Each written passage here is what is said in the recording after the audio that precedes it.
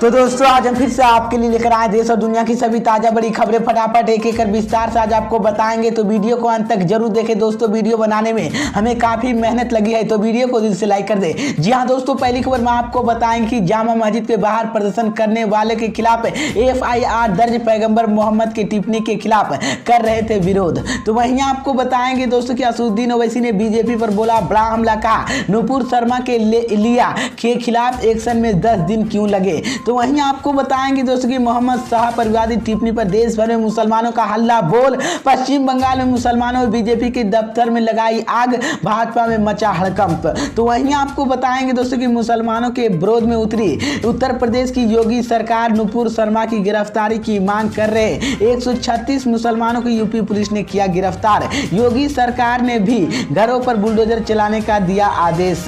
तो वहीं आपको बताएंगे दोस्तों कि राष्ट्रपति चुनाव से पहले विपक्ष होगा एकजुट, 15 जून को ममता बनर्जी ने बुलाई संयुक्त बैठक। तो दोस्तों सभी खबरों की जानकारी एक एक कर विस्तार से बताएंगे दोस्तों। इससे पहले आपसे एक छोटी सी रिक्वेस्ट करेंगे दोस्तों, अगर आपको भी लगता है कि देश में होने वाले तमाम चुनाव EVM से ना होकर बैलेट पेपर से होना चाहिए, अगर आप भी मेरे बात का समर्थन करते हैं तो आप इस वीडियो को लाइक करके चैनल को सब्सक्राइब जरूर कर लीजिए और साथ में बेल आइकन भी प्रेस कर लीजिए और वीडियो को ज्यादा से ज्यादा शेयर कीजिए। इसी बीच पर दोस्तों अगली खबर की और तो हम आपको बताएंगे कि जामा मस्जिद के बाहर प्रदर्शन करने वाले के खिलाफ FIR दर्ज, पैगंबर मोहम्मद की टिप्पणी के खिलाफ कर रहे थे विरोध। जी हां दोस्तों, आपको बता दें ये बड़ी खबर सामने निकल कर आई दोस्तों कि दिल्ली पुलिस ने जुमे की नमाज के बाद जामा मस्जिद के बाहर प्रदर्शन करने वाले लोगों के खिलाफ प्राथमिक दर्ज की है। पुलिस आयुक्त क्षेत्रा चौहान ने शनिवार को बताया कि भारतीय दंड संहिता की धारा 188 के तहत प्रदर्शनकारियों के खिलाफ मामला दर्ज किया गया है। पैगंबर मोहम्मद पर टिप्पणी करने के कारण भारतीय जनता पार्टी भाजपा द्वारा निलंबित की गई पार्टी के प्रवक्ता नुपुर शर्मा और नवीन कुमार जिंदल के तत्काल गिरफ्तारी किए जाने की मांग को लेकर शुक्रवार को जुमे की नमाज के बाद भारी संख्या में मुस्लिम समुदाय के लोग जमा हुए थे। जामा मस्जिद के शाही इमाम अहमद बुखारी ने कहा था कि प्रदर्शन किए में कोई भी आहन नहीं किया गया था। उन्होंने कहा था उन्होंने प्रदर्शनकारी कौन थे। इसी बीच गुरतल में आपको बता दें कि नुपुर शर्मा के बयान पर कई मुस्लिम देशों कड़ी आपत्ति जताई है, जैसे कि अफगानिस्तान, पाकिस्तान, सऊदी अरब, संयुक्त अरब अमीरात, कतर, कुवैत, बहरीन, इंडोनेशिया और ईरान तक। जिसके बाद मैं आपको बता दें कि अधिकारियों के रूप अपनी आपत्ति दर्ज कराई और माफी मांगी है। इसी बीच तो ये बड़ी अपडेट आई दोस्त। इसी बीच पर दोस्तों अगली खबर की और तो हम आपको बताएंगे कि असदुद्दीन ओवैसी ने बीजेपी पर बोला बड़ा हमला, कहा नुपुर शर्मा के खिलाफ एक्शन में 10 दिन क्यों लगे। जी हां दोस्तों, आपको बता दें ये बड़ी खबर सामने निकल कर आई दोस्तों कि AMIM के चीफ असदुद्दीन ओवैसी ने नुपुर शर्मा के पर कार्रवाई को लेकर बीजेपी प्रवक्ता और केंद्र सरकार के कटघरे में खड़ा कर दिया। ओवैसी ने कहा कि नुपुर शर्मा के बयान के बाद उन पर एक्शन लेने में बीजेपी को 10 दिन क्यों लगे। ओवैसी ने कहा कि सरकार की जिम्मेदारी है कि वो हिंसा को रोके। इसी को लेकर मैं आपको बता दें कि ओवैसी ने कहा कि प्रधानमंत्री सरकार और भारतीय जनता पार्टी की कार्रवाई में देर क्यों लगी है, पहले ही एक्शन में लेना चाहिए था। और ओवैसी ने साफ शब्दों में कहा कि उन पर FIR दर्ज तो कानून के अपना काम करना चाहिए। AMIM के चीफ ने कहा कि 2014 के बाद मुंबई लूचिंग की घटनाओं की बढ़ी गई, आप किसी भी घर के तोड़फोड़ और चीफ जस्टिस की क्यों कर रहे हैं, बुलडोजर जैसे देश की संविधान कमजोर होगा। ओवैसी ने कहा कि मेरा गुस्सा इस बात का है कि PM देश के हर व्यक्ति के PM है। इसी को लेकर मैं आपको बता दें कि पैगंबर मोहम्मद के बाद एक टिप्पणी के मामले में बीजेपी ने अपनी पार्टी प्रवक्ता नुपुर शर्मा को निलंबित कर दिया था। हालांकि इसी मामले में AMIM के चीफ असदुद्दीन ओवैसी ने हाल ही में कहा था कि नुपुर शर्मा की गिरफ्तारी होनी चाहिए। उन्होंने कहा कि नुपुर शर्मा के कई माफी नहीं मांगी है, बल्कि अपने बयान में अंग्रेजी में इफ लिखा है, उन्होंने माफी कहाँ मांगी। इसी को लेकर मैं आपको बता दें कि असदुद्दीन ओवैसी ने कहा है कि ये सरकार बुलडोजर की राजनीति करती है, जब भी कहाँ कुछ होता है तो बुलडोजर चलवा देते हैं। इसी को लेकर मैं आपको बता अब नुपुर शर्मा के घर पर बुलडोजर चलेगा। उन्होंने कहा कि देश के मुसलमानों की बात आती है तो PM मोदी उनकी सुनते नहीं है और PM मोदी मुस्लिम की फिरा नहीं समझते हैं। इसी को लेकर मैं आपको उन्होंने बीजेपी पर देश के मुसलमानों के आमंत्रित करने का आरोप लगाया है। ओवैसी ने आगे कहा कि अगर नुपुर शर्मा पर पहले ही कार्रवाई कर दी जाती तो कानपुर में ही हिंसा नहीं होती। अब वहाँ मुस्लिम ANS की आग लग रही है और कानपुर मामले की सही गलत फैसला नहीं दे सकते। इसी बीच तो ये बड़ी अपडेट आई दोस्तों।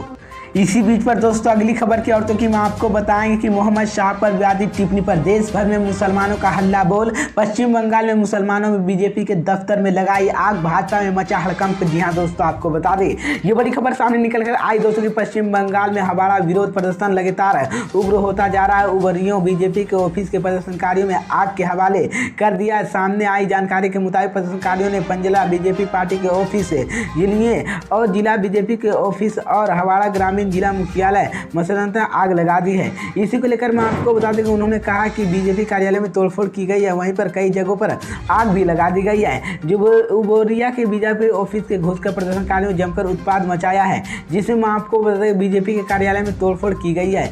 इसी बीच मैं आपको बता दें जानकारी के मुताबिक प्रदर्शनकारियों ने बीजेपी के ऑफिस में तोड़फोड़ की है, जिसके बाद उन्होंने दफ्तर में भी आग के हवाले कर दिया। इसी बीच जिसके बाद भाजपा में इसी को लेकर मैं आपको बता दें गुरुवार को हवाड़ा के नुपुर शर्मा की टिप्पणी के विरोध करने दिया जा रहा था। प्रदर्शनकारियों के हवाई जाम कर दिए थे और एक बार फिर से सड़कों पर पत्थरबाजी और आगाजनी की आग हुई। इसी को लेकर मैं आपको बीजेपी के दफ्तर में भी आग का हवाले कर दिया था। बीजेपी नेता शुभेंदु अधिकारी ने राज्यपाल कानून व्यवस्था की बहाली के लिए सेना की तैनाती की मांग की है।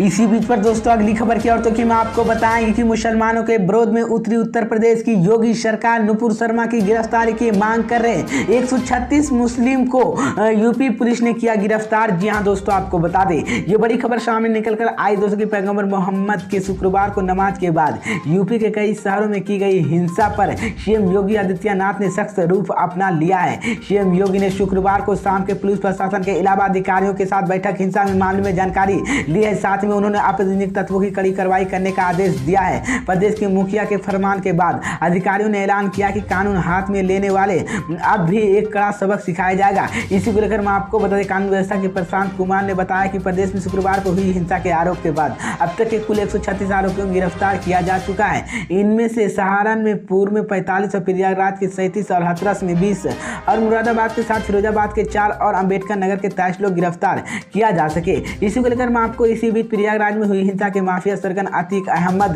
कनेक्शन के सामने आया है। इसी हिंसा में एमआईएम के जिला अध्यक्ष शाह आलम ने संलिप्तता सामने आई है और आलम ने माफिया उन अतीक अहमद के करीबी बताया जा रहा है। इसी को लेकर मैं आपको बता दें तो ये बड़ी अपडेट आई दोस्तों।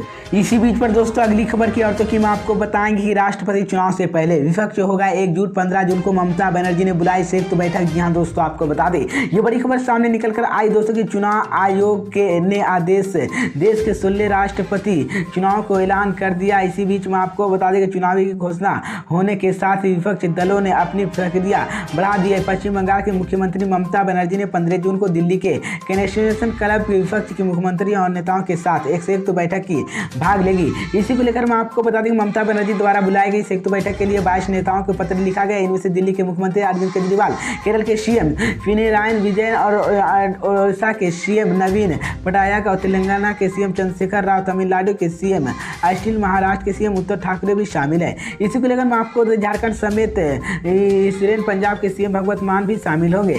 इसी को लेकर वहीं पर अध्यक्ष सोनिया गांधी भी शामिल होगा और आरजेडी के प्रमुख लालू यादव भी प्रसाद शामिल हैं। इसके अलावा मैं आपको बता दें कि सीपीआई जनरल कटोरिया भी राजा सियाम जनरल कटोरिया के सितारज युति समाजवादी पार्टी के मुख्य अखिलेश यादव भी शामिल हो गए। इसी बीच इससे पहले कांग्रेस के वरिष्ठ नेता और राज्यसभा में नेता प्रतिपक्ष मल्लिकार्जुन और खड़े राष्ट्रपति चुनाव के विपक्ष की ओर से साझा उम्मीदवार खड़ा करने को लेकर ममता बनर्जी के डिफे की भाकपा और आम आदमी पार्टी के नेताओं के साथ चर्चा की थी। दरअसल मैं आपको बता दें कि अधिसूचना की 15 जून को जारी की जाएगी और राष्ट्रपति पद के लिए मतदान 18 जुलाई को किया जाएगा और मतदान 21 जुलाई को होगी। राष्ट्रपति पद के लिए नामुमकिन करने की तारीख 15 जून से शुरू हो रही है और इसकी अंतिम तिथि 29 जून है।